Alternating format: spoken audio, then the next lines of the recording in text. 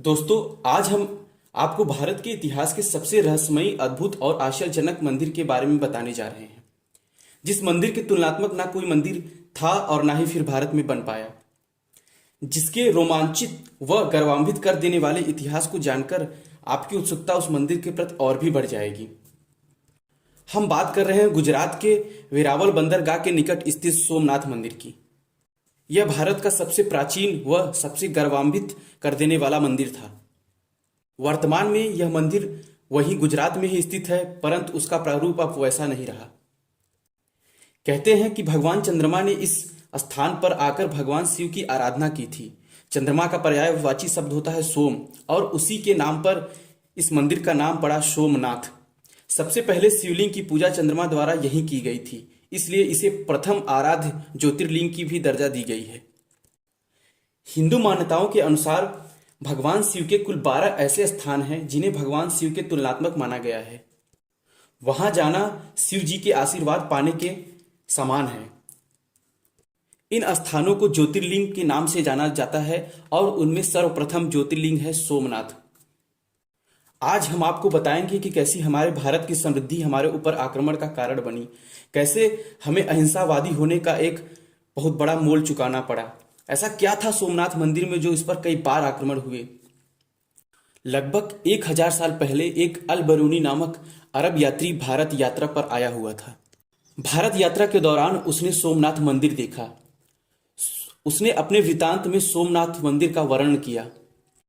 उसने अपने वृतांत में मंदिर से जुड़ी कुछ अद्भुत तथ्यों का वर्णन किया। उसने बताया कि वह एक ऐसे स्थान को देखकर आया है जिसमें गर्वान्वित व रोमांचित कर देने वाली चीजें हैं, जिनको देखकर आपके अंदर अचरज पैदा हो जाएगा। उसके वर्णन के अनुसार कहते हैं कि जो सोमनाथ मंदिर में शिवलिंग था वो न तो जमीन पर था न तो आसमान पर था। वहां शिवलिंग अधर पर था, यानी जमीन से थोड़ा ऊपर हवा में। कहते हैं मंदिर में ऐसे वास्तुकला का प्रयोग किया गया था जिससे बनी कृतियों और वस्तुओं का के पीछे का विज्ञान समझ पाना बेहद मुश्किल था। मंदिर में ऐसे रत्न जड़े हुए थे जिनके ऊपर अगर सूर्य या चंद्रमा की एक भी प्रकाश पड़ जाती थी तो पूरा मंदिर प्रांगण तारामंडल के समान जगमगाने लगता था। सोमनाथ मंदिर के लिखे वृतांत को जब महमूद गजनवी ने सुना तो वो अत्यंत प्रभावित हुआ। महमूद गजनवी एक अफगानी लुटेरा था। उसे लगा यदि उसने भारत के इस मंदिर को लूट लिया तो उसे इतना धन मिलेगा कि वह कई वर्षों तक बैठकर अपना जीवन व्यतीत कर सकता था। धन के लोभ में महमूद गजनवी अपने 5000 सैनिकों के साथ इस मंदिर पर आक्रमण करने के लिए चल पड़ा। इस आक्रमण से सोमनाथ में उपस्थित धन और समृद्धि को ही हानि नहीं पहुंचती, अपितु उससे जुड़ी संस्कृति और सभ्यता को भी एक गहरा घात लगता। कहते हैं कि मंदिर का वर्णन ऋग्वेद में भी किया गया था। इसकी सभ्यता इतनी पुरानी थी कि इसका वर्णन रामायण, महाभारत और गीता में भी है। यह हमारी संस्कृति का सबसे पुराना आस्था का प्रतीक है। इस मंदिर में कई युगों की आस्था समेट कर रखी हुई थी। महमूद गजनवी ने जब इस पर आक्रमण किया तो मंदिर को बहुत ही क्षतिग्रस्त किया गया और शिवलिंग को भी तोड़ दिया गया। 1024 ईस्वी में यह आक्रमण सोमनाथ पर पहला आक्रमण था और इससे सोमनाथ की समृद्धि को गहरा आघात हुआ।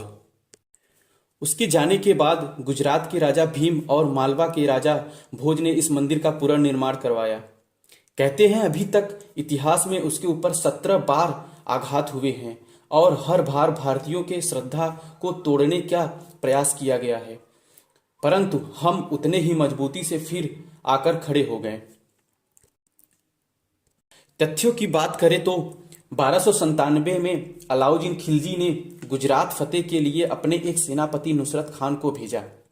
उसने जब देखा कि यह मंदिर फिर से निर्मित हो गया है तो उस पर आक्रमण कर उसको फिर से तहस नहस कर दिया।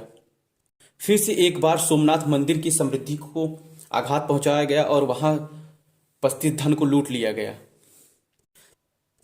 आस्था पर हो रहे इस हमले का समय और सोमनाथ गवाही दे रहे थे। इसके बाद ग्रामीणों ने मिलकर इसको फिर बनवाया। कहते हैं मात्र 100 साल के अंदर इस पर गुजरात के ही एक राजा मुजफ्फर शाह ने फिर आक्रमण करवाया और इसे तोड़ दिया और फिर इस मंदिर का पुनः निर्माण हुआ। परंतु फिर 1412 में मुजफ्फर शाह के बेटे ने इस मंदिर पर फिर हमला किया और इसको पूरी तरह से ध्वस्त कर दिया। इस तरह से तोड़ने और जोड़ने का सिलसिला चलता रहा। 1665 में जब मुगल शासक आया तो मुगल के ही एक शासक औरंगजेब ने इस मंदिर को पूरी तरह से ध्वस्त करने का आदेश दिया। आदेशानुसार उस मंदिर को पूरी तरह से ध्वस्त कर दिया, बस वहां खंडहर बचा हुआ था। पर लोगों ने फिर भी हार नहीं मांगी और वो उस खंडहर की पूजा करने लगे। जब यह बात औरंगजेब को पता चला तो उसने अपने सैनिकों को भेजकर वहां कत्ले आम करवा दिया और कई निरपराध निर्मम हत्याएं भी करवाई। पर कई नाकाम कोशिश के बाद भी सोमनाथ का अस्तित्व बचा रहा।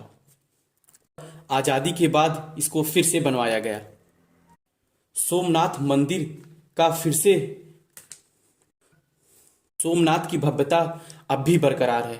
यह प्रमाण है हमारे असहिष्णुता का, कभी न हार मानने वाली संस्कृति का। यह प्रमाण है भारत की सांस्कृतिक विरासत, जिसे संयोज्य रखने में कई भारतीयों ने समय समय पर अपने जान की कुर्बानी दे दी।